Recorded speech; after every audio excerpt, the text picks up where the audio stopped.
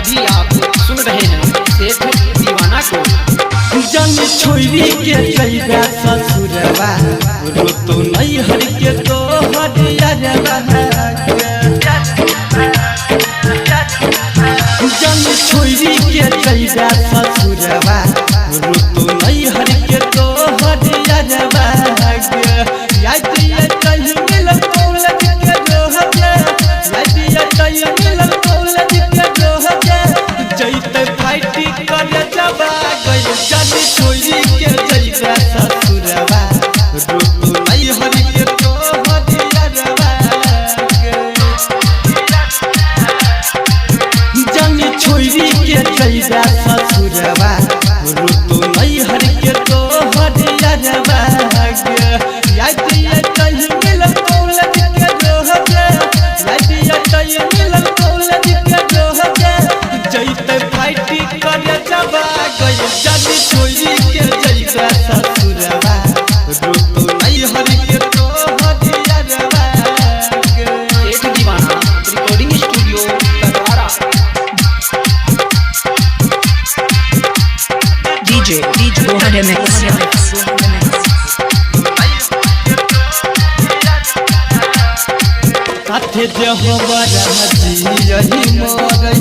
के तू खइला कसम गई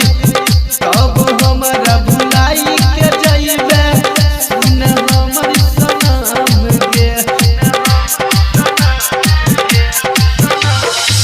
साथे जे हमारा हजी यही मरई के तू खइला कसम गई तब हमारा भुलाई के जइबे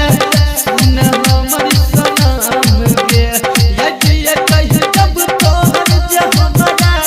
याद ये कहीं जब तोहर जे हमारा खइबै किन के महुरवा गई जन छोरी के जइबा ससुरवा रो तो नहीं हर के तो हरियरवा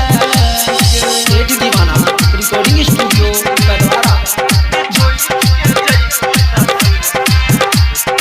DJ Gohan Mix. अभी आप सुन रहे हैं सेठ दीवाना को। एक साथ खेलत धूपत संग ही भेलिए जवानी गई तब हमारा भुलाई के जइबे जाने के न ससुराल गए एक साथ खेलत धूपत संग ही भेलिए जवानी गई तब हमारा भुलाई के जइबे जाने के न ससुराल गए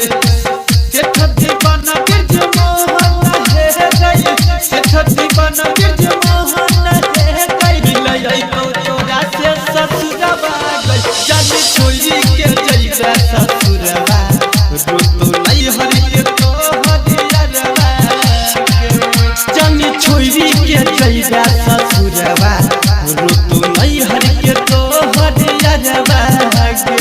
याद ये कहीं मिल कौलज के जो है याद ये कहीं मिल कौलज के जो है जइते फाइटी कर जबा गई जन छोरी के जइबा ससुरवा रो तो नहीं हर के तो